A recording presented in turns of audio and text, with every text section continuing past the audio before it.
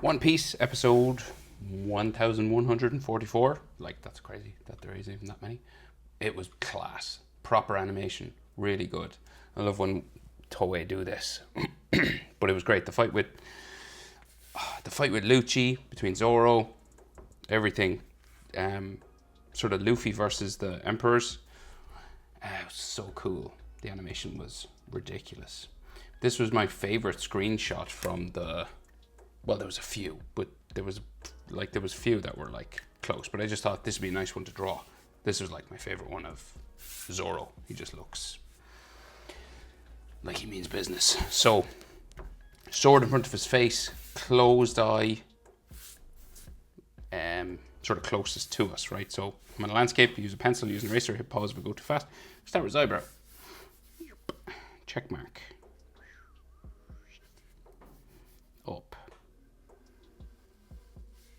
Kind of like a Nike tick. His eyebrows, though, they have the tick part, but then they hook down a bit, right? And they're kind of thin lines. They're not overly thick. Except for perhaps like the front here. There's a bit of dark eyebrow here.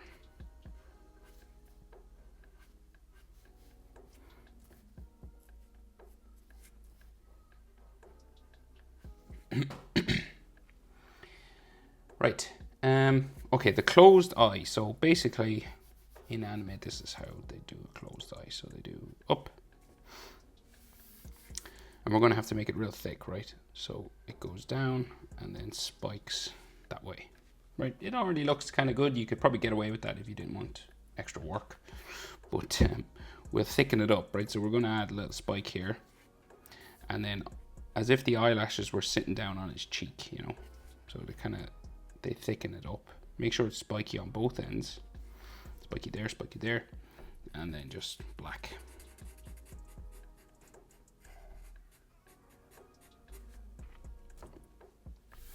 We have eyelid lines around.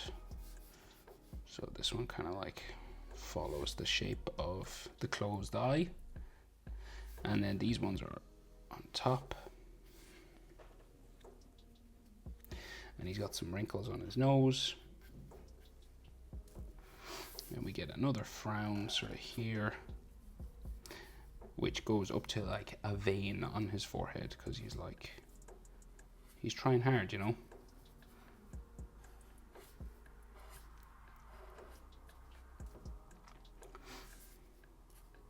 I thought it was hilarious that the one when Sanji called him a deadweight, and that's what like pumped him up. I just love the humor in One Piece.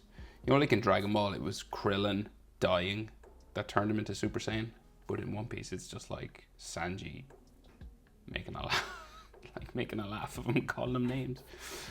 Oh, it's so good. Right, his scar. So they draw the scar in this image just.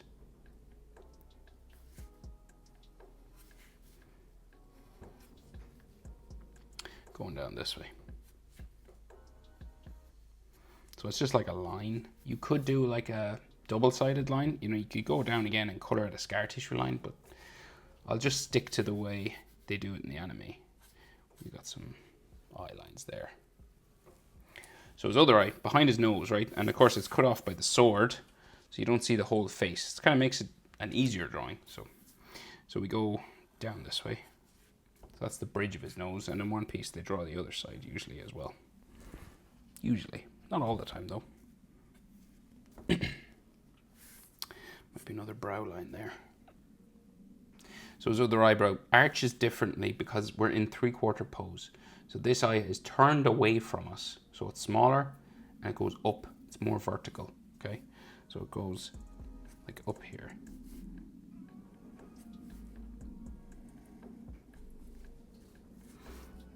And then we spike down there.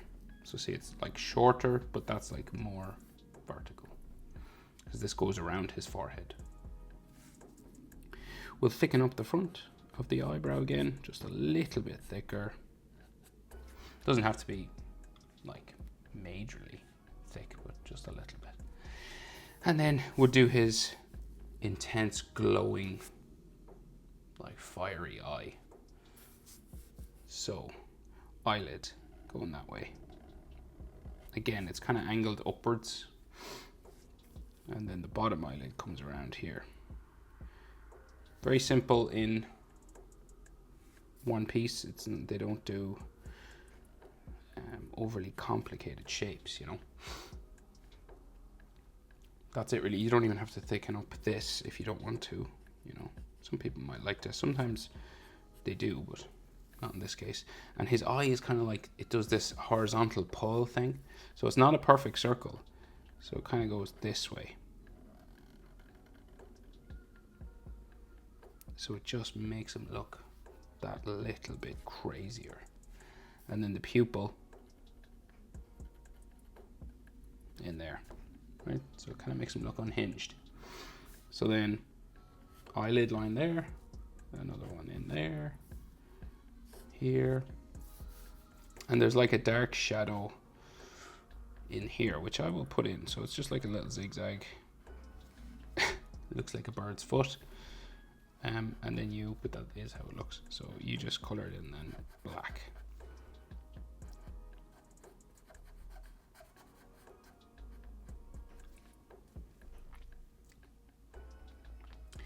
Now, next. So he's all scratched up and stuff, but we'll draw in maybe the main shapes, and I'll do that before I move on to the sword. So the side of his face, right? So the main thing, so we got like, the sword comes across here.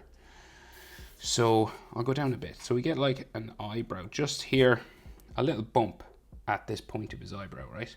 And then it goes down, bumps out a little bit for his, that would be like the eye socket bone, your orbital bone, your cheekbone goes around your eye.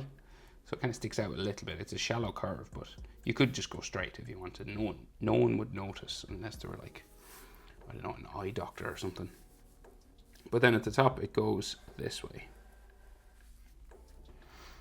You know, so it arches that way. After it hits the eyebrow, it goes that way. And then we have his hairline. So his hairline just comes across here. And like in terms of proportion, you know, like how high up would you go? I would say like, say to like his eyelid here, I'd say that and that are about the same.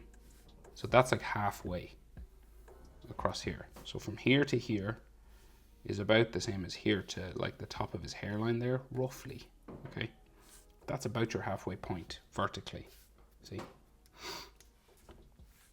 And then you'll do zigzags for his hair. It's kind of clustered in the middle, and then it goes straight, more or less this way. He's a very square sort of hairline. And then it goes down, close to the eyebrow again here. And his sideburn just goes in here, down there.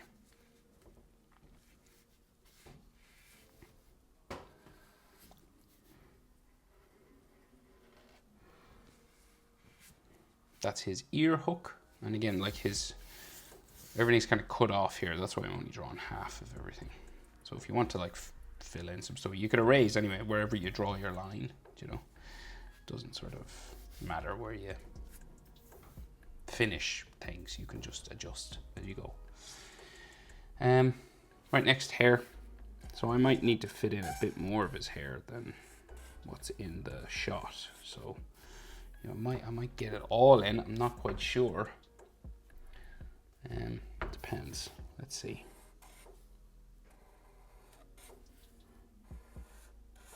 Just see how high we go. So it kind of stops there. So let's see. I'll draw this side and then I'll fill in the gap just to see, because I don't want to like mess up the size of everything. So like his sword comes across there, and then his hood sort of comes out this way. So his sword kind of cuts off his nose really, and this is his hoodie, right? And again, if you go too low or too high to the ear, we can change it. Everything can be changed and adjusted.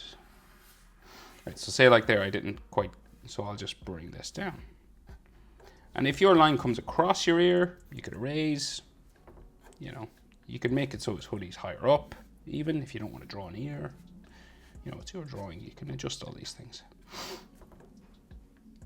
So then the hair at the back, just so I get an idea of how high up that goes, you know. I'll do this because it's back here past his ear.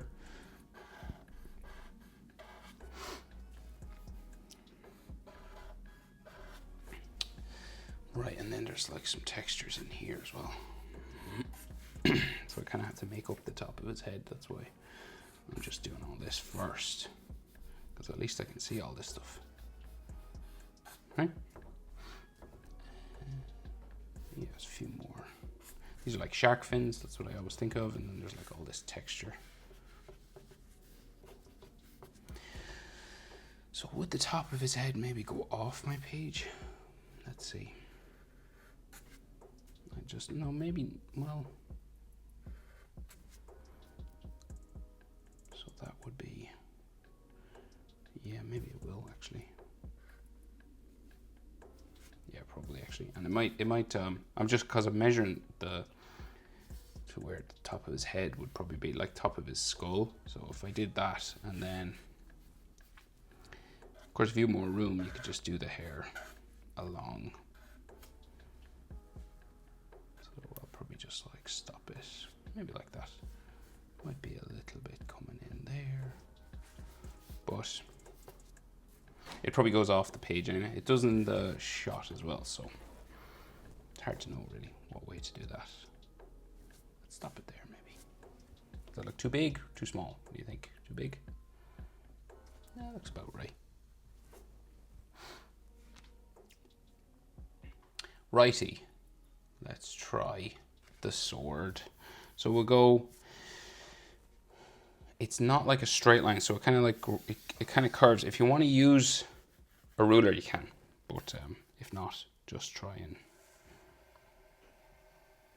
do this. Oop.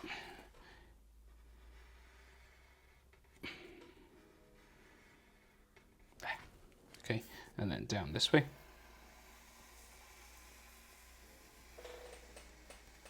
When my hand hits the table, it like skims off.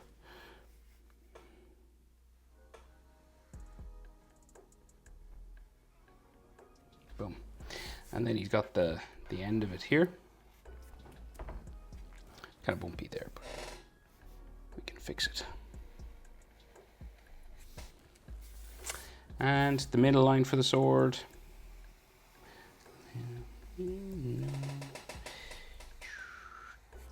And then he's got all these spikes coming down it, kind of like his hair. It's kind of random, so yeah, whatever way you want to do that.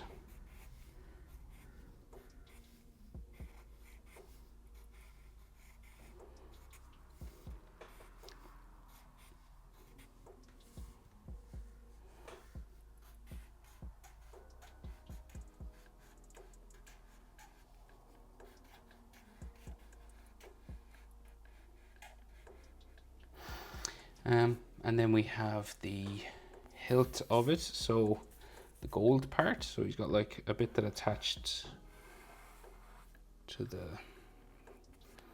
guard here.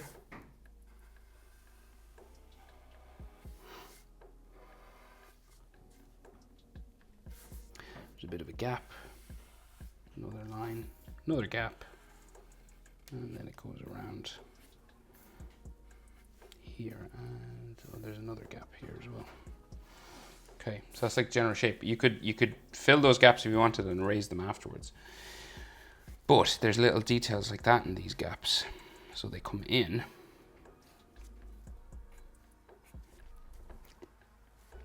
And then there's kind of like a hole or, you know, a gap in the metal. And then another line inside. Some texture lines here.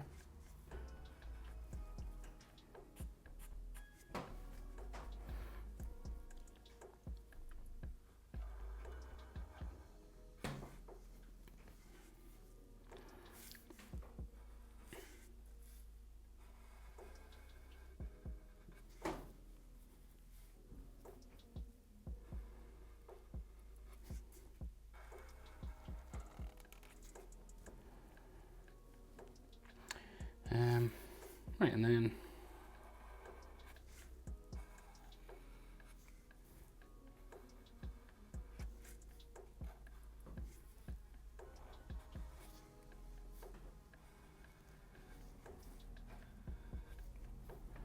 this just follows around.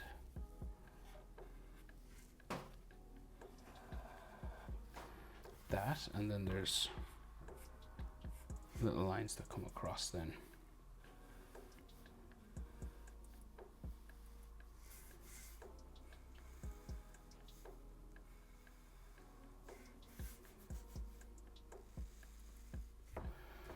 Okay, and then we can just see his knuckles sort of here, like fingers coming down. And his finger underneath there. Right, I'll scratch up his face, like I said I would do.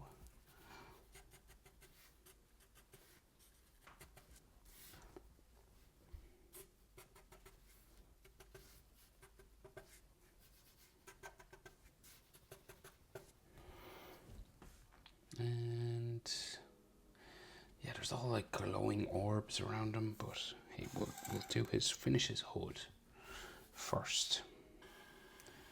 And then I might do some of those shiny, kind of like fireball things. And so in this version of Zoro, he's got these donuts on him somewhere.